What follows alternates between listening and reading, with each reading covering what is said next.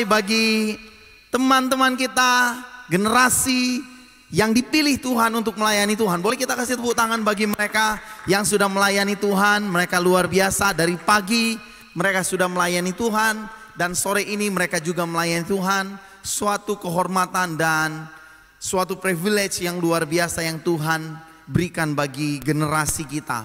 Saudara yang dikasihi Tuhan, tanggal 23 Juli kemarin kita merayakan Hari Nasional, Hari Anak Nasional. Dan hari ini kita merayakan Hari Anak Nasional Sekolah Minggu. Boleh kita kasih tepuk tangan dan katakan samping kiri kananmu, kalau engkau orang tua, katakan kepada anakmu, selamat Hari Nasional Anak Sekolah Minggu. Dan kalau Anda anak-anak, katakan kepada temanmu, selamat Hari Nasional Anak Sekolah Minggu. Dan kami menyambut Anda yang ada di rumah, selamat bergabung dengan kami untuk menikmati ibadah peringatan Hari Nasional Anak Sekolah Minggu. Nah saudara, tema besar Hari Nasional Anak Sekolah Minggu GSJA mengambil tema All for Jesus. Karena kami percaya Tuhan tidak hanya memakai orang dewasa, tetapi Tuhan juga memakai anak-anak untuk dijadikan mitra pelayanan. Nah saudara, saya punya 2 lilin di depan sini. Nah kalau saudara diminta untuk memilih salah satunya, saudara akan pilih lilin yang mana? Kalau saudara nanti gelap, ada di tengah kegelapan, saudara mau pilih lilin yang mana? Yang pendek atau yang panjang? Yang panjang ya. Oke, yang panjang saudara. Dan anak-anak kita itu ibaratnya lilin yang panjang. Hidupnya masih panjang, potensi mereka masih ada banyak yang akan digali. Kemudian mereka punya masa depan yang panjang, mereka punya kapasitas yang besar, dan gereja perlu melihat itu. Kita perlu meminta kepada Tuhan untuk memiliki hati, memiliki mata yang bisa melihat potensi anak-anak kita, dan kita perlu mengembangkan itu. Ada banyak gereja menjadikan anak-anak sebagai objek pelayanan. Nah, anak-anak duduk di situ, nanti kami akan mengajar Anda, dan kemudian mereka duduk dan pulang. Tetapi saat ini, tahun ini, kita punya kerinduan supaya anak-anak bukan hanya sebagai objek pelayanan, tetapi mereka juga adalah partner pelayanan. Nah, anak-anak yang hadir, Anda adalah partner pelayanan, dan Tuhan punya rencana untuk Anda. Yang percaya bilang amin. Kalau saudara nggak percaya, di Alkitab ditulis. Mari kita lihat Matius pasalnya yang ke-18 ayatnya yang kedua sampai dengan ayatnya yang kelima. Matius pasalnya yang ke-18 ayat 2 sampai dengan ayatnya yang kelima. Firman Tuhan berkata begini: Yesus memanggil seorang anak kecil dan menempatkannya di tengah-tengah mereka. Nah saudara, background cerita ini adalah ketika ada banyak orang-orang dewasa, murid-murid Yesus, yang kemudian bertengkar. Mereka bertengkar, siapa yang terbesar di dalam kerajaan surga? Petrus kah? Andreas kah? Simon kah? Atau siapa yang terbesar? Atau Filipus kah? Siapa yang terbesar di dalam kerajaan surga? Kemudian Yesus memanggil anak kecil, seorang anak kecil, dan menempatkannya di tengah-tengah mereka. Lalu berkata, Aku berkata kepadamu, sesungguhnya jika kamu tidak bertobat dan menjadi seperti anak kecil ini, kamu tidak akan masuk ke dalam kerajaan surga. Sedangkan barang siapa merendahkan diri dan menjadi seperti anak kecil ini, dialah yang terbesar dalam kerajaan surga. Dan barang siapa menyambut seorang anak seperti ini dalam namaku, ia menyambut aku. Di bagian lain di dalam Yohanes 6 ayat 8 sampai 9, di situ Filipus membawa seorang anak kecil kepada Yesus yang memiliki 5 roti jelai dan 2 ekor ikan. Di 2 cerita ini kita melihat bagaimana Yesus menjadikan anak-anak kecil sebagai mitra pelayanan, sebagai partner dalam pelayanan. Kenapa saudara? Karena Yesus tahu bahwa anak-anak kita memiliki potensi untuk bekerja, untuk melayani Tuhan, bersama-sama memajukan pekerjaan pelayanan Tuhan. Dan gereja perlu melihat ini. Amin. Nah, ada beberapa kekuatan anak-anak. Anak-anak kita memiliki kekuatan. Saya catat di sini, mereka memiliki setidaknya ada 3 kekuatan yang dimiliki oleh anak-anak. Teman-teman, Metro Holy Kids, Metro Teens, Next Gen, kalian punya kekuatan yang perlu kalian juga sadari. Kekuatan mereka yang pertama, anak-anak mereka mudah percaya. Nah, tuh lalu kita bagus edu dengan Syakil. Iya betul. Kalau ngana main game, ngana mau jadi begini. Kalau ngana lama main game, ngana mau begini. Dia bilang, iyo so, iyo, oh iyo. Berikut dia bilang pada Petamang, kalau jangan terlalu lama main game. Kalau ngana lama main game, ngana mau jadi begini. Apa yang kita bilang, itu yang dia bilang pada Petamang. Mereka mudah percaya. Dan bahkan orang tua kadang jadikan ini joke. Karena anak-anak mudah percaya, anak-anak dorang kita sering mainkan, menjadikan mereka bahan lelucon. Tetapi ini kekuatan mereka, mereka mudah percaya. Dan yang kedua, anak-anak mudah diajar. Mereka mudah diajar. Mereka memiliki kerendahan hati. Kalian adalah anak-anak orang-orang yang rendah hati. Dan kemudian anak-anak sangat bertanggung jawab. Mereka mudah, mereka sangat bertanggung jawab. Saya mau cek dulu. Siapa di sini yang dikasih tanggung jawab sama orang tua? Mencuci piring, menyapu di rumah, dan kemudian lupa kerjakan. Kalian pasti ketakutan, betul? Kenapa? Karena kalian adalah orang-orang yang bertanggung jawab. Anak-anak kita adalah anak-anak yang bertanggung jawab. Dan ini kekuatan mereka. Gereja perlu melihatnya dan gereja perlu memberdayakan mereka untuk pelayanan, pekerjaan Tuhan. Kabar buruknya ini saudara. Kabar buruknya, iblis juga tahu.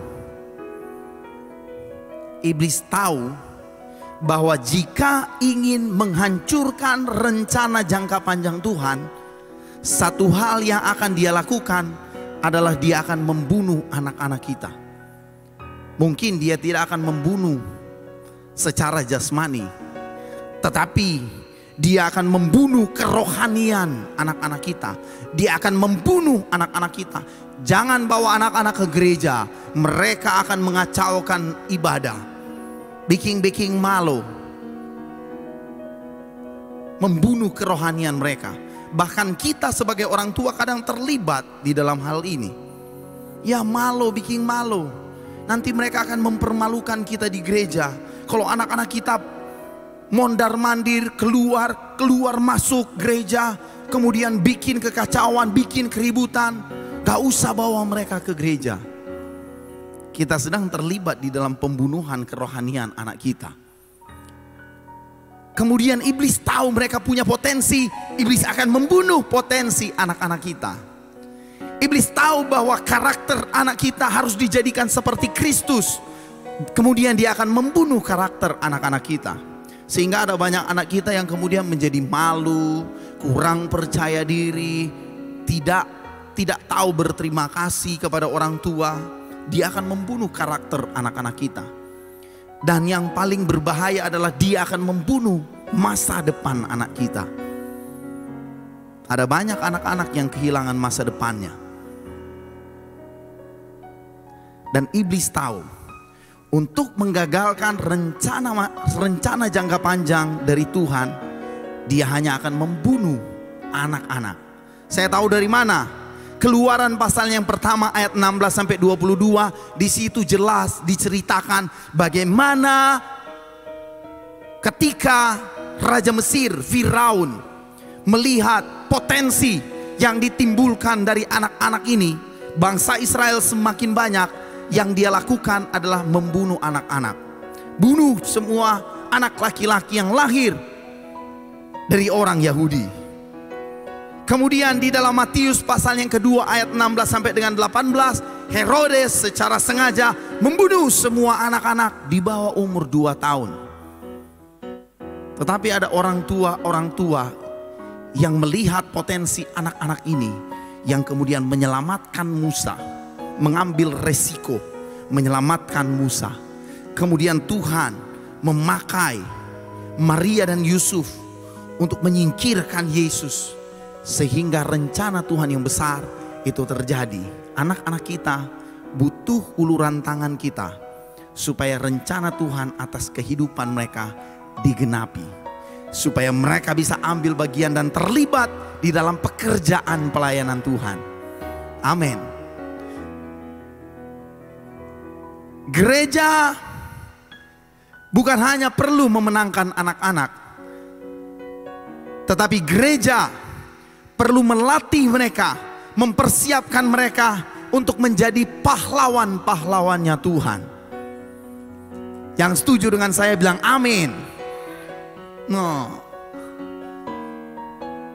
Ya mungkin mereka tidak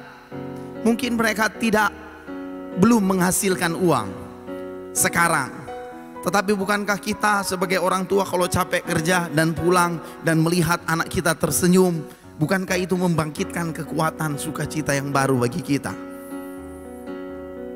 Kita perlu melihat potensi mereka. Di dalam Alkitab ada begitu banyak orang dewasa yang dipakai Tuhan.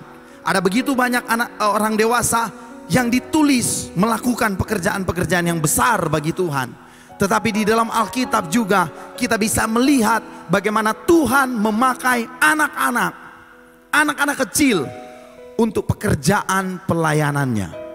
Yang pertama saudara, mari kita lihat satu persatu.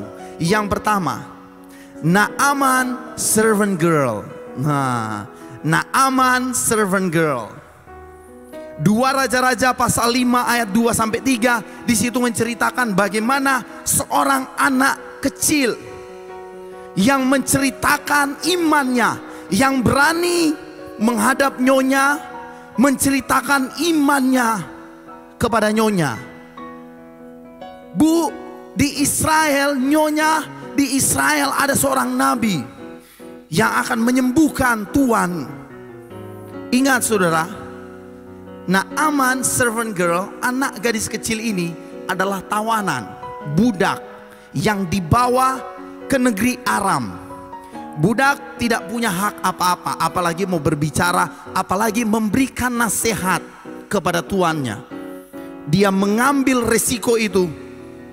Dan kemudian saudara tahu ceritanya, Naaman akhirnya mengikuti. Dan dia punya risiko, bisa saja waktu itu Nabi Elisa menolak untuk menyembuhkan Naaman. Dan bukankah itu hampir terjadi saudara?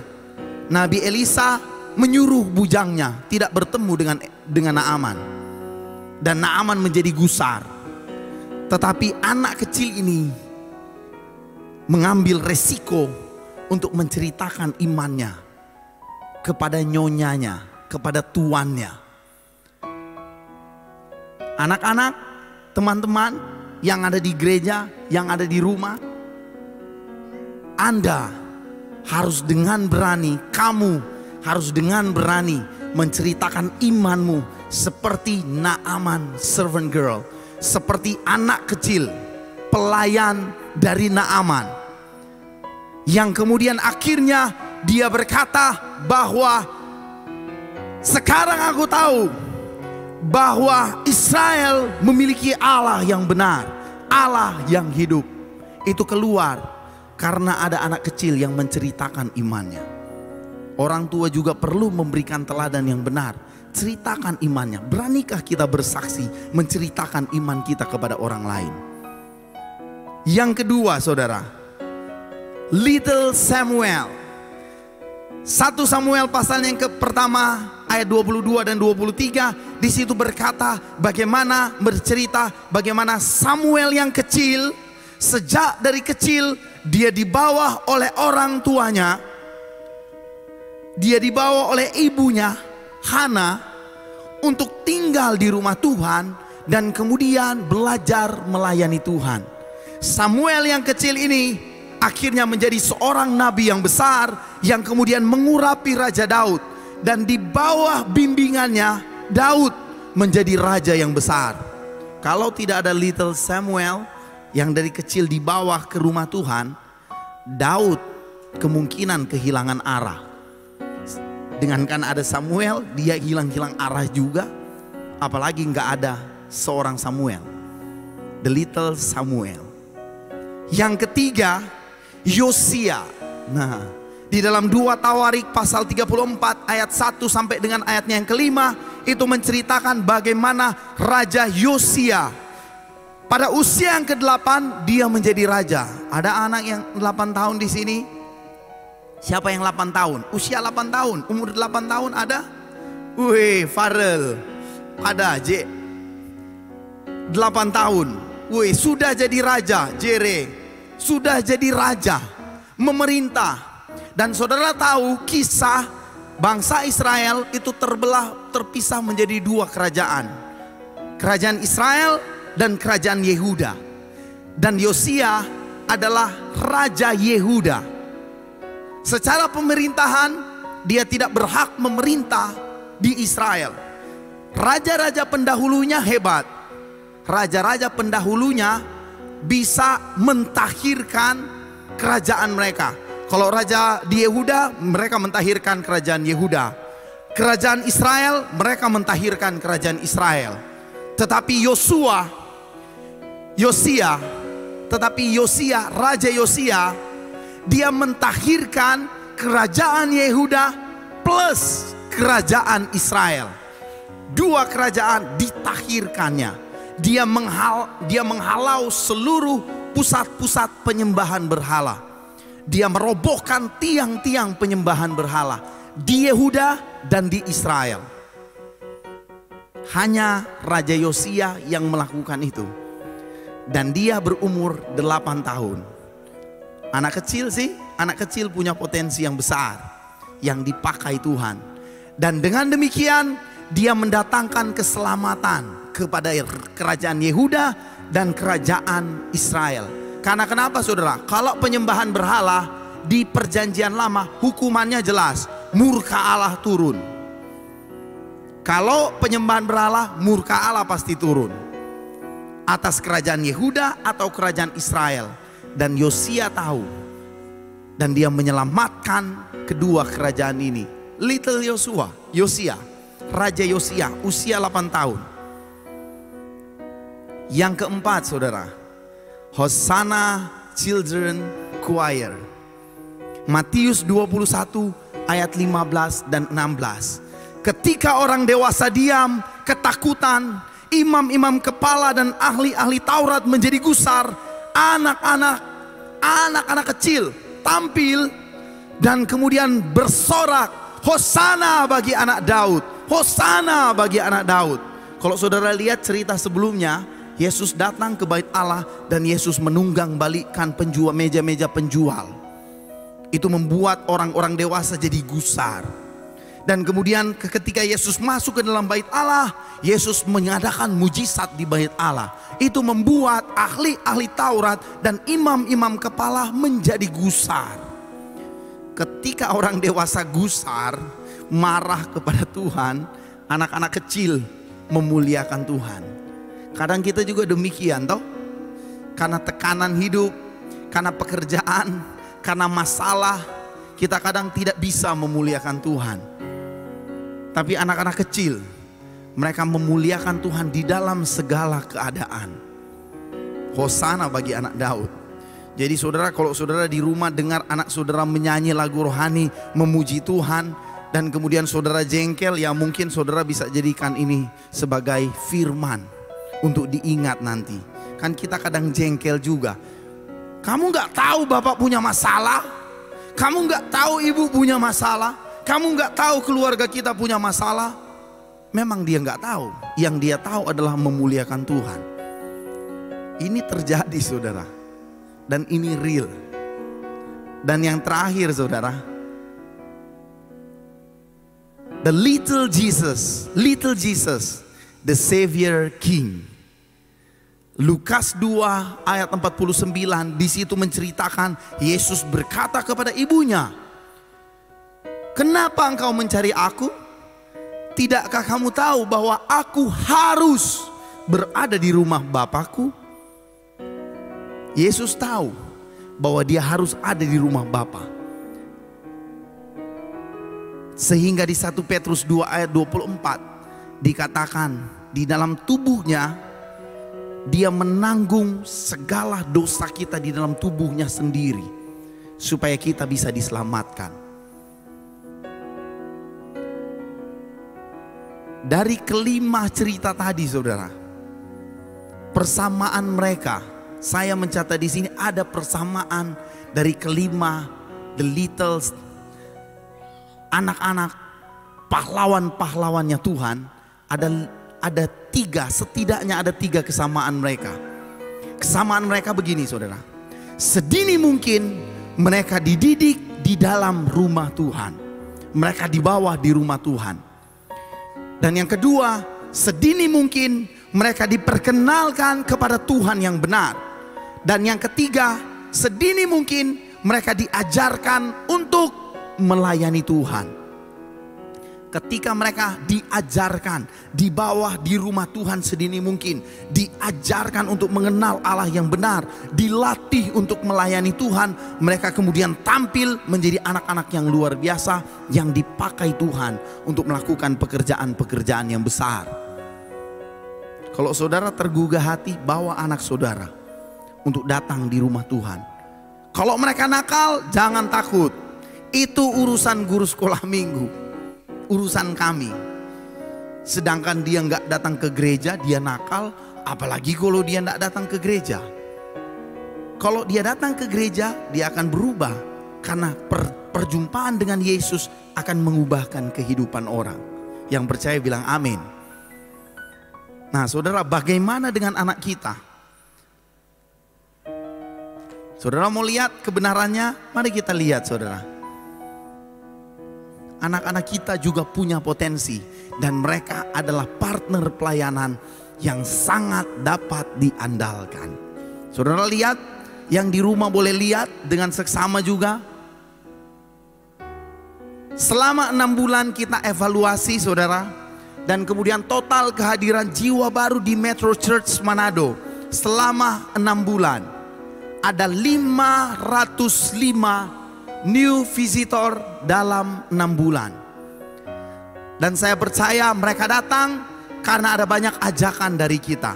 Kita lihat prosentasinya.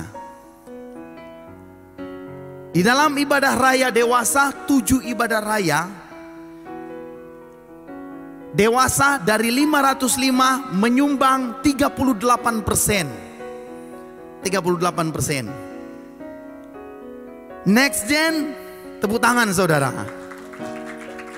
Next Gen menyumbang dari 3 ibadah raya, mereka menyumbang 20% dari total 505 jiwa. Tepuk tangan buat Next Gen. Tapi kita lihat anak-anak kecil, anak-anak Metro Holy Kids, dari 4 ibadah raya, dari total 505, mereka menyumbang sebanyak 42%. Anak-anak kita punya potensi, dan mereka adalah rekan sekerja yang sangat dapat diandalkan. Terbukti saudara, anak-anak kita dengan berani mengajak jiwa baru datang ke rumah Tuhan. Mereka dengan berani membawa teman-teman mereka di tengah-tengah pandemi COVID-19 yang ditakuti oleh banyak orang. Anak-anak kita tampil. Kita perlu membawa saudara-saudara kita, sahabat-sahabat kita untuk datang di rumah Tuhan. Dan ada banyak kesaksian dari orang tua yang menceritakan bagaimana anak-anak yang dididik di rumah Tuhan, kehidupan mereka kemudian diubahkan. Sehingga ada banyak anak-anak yang diizinkan oleh orang tua untuk beribadah di rumah Tuhan. Dan kalaupun Anda sebagai orang tua tidak bisa datang menghadirkan anak Anda di rumah Tuhan, kita punya pelayanan online. Saudara tinggal lihat di situ pengumumannya. Saudara bisa gabung lewat Zoom, saudara bisa gabung lewat YouTube, saudara bisa gabung lewat Facebook. Dan tidak lama lagi kita ada IGTV. Kita akan masuk di sana ya. Woi. Tidak ada kata tidak bisa untuk membawa anak-anak Anda datang kepada Tuhan. Anak-anak kita memiliki potensi yang besar. Tugas kita adalah untuk memperkenalkan Allah yang benar, melatih mereka untuk melayani Tuhan, dan memberikan ruang bagi mereka untuk memuliakan Allah dengan kemampuan yang mereka miliki. Siapkah kita sebagai orang tua untuk melakukan tugas ini? Ambil tanggung jawab ini. Yang siap boleh bilang amin. Yang di rumah juga, di Zoom juga bisa bilang ketik amin. Teman-teman yang ada di gereja, apakah Anda siap untuk bersama-sama kita melayani Tuhan? Metro Holy Kids, Next Gen, yang siap semuanya boleh bakuku. Woi, luar biasa. Boleh kita kasih tepuk tangan bagi Tuhan kita. Kami dan seisi rumah kami akan melayani Tuhan. Amin. Kami dan seisi rumah kami akan melayani Tuhan. Amin. Amin. Semua generasi, all for Jesus. Semua generasi dari orang besar, orang tua, remaja, anak muda, remaja, anak-anak sekolah minggu, semua kita akan persembahkan yang terbaik bagi Tuhan. Karena kita adalah gereja Tuhan yang akan dipakai Tuhan untuk membawa terang Kristus, kerajaan Allah hadir di bumi ini. Mari kita tunduk kepala, saudara.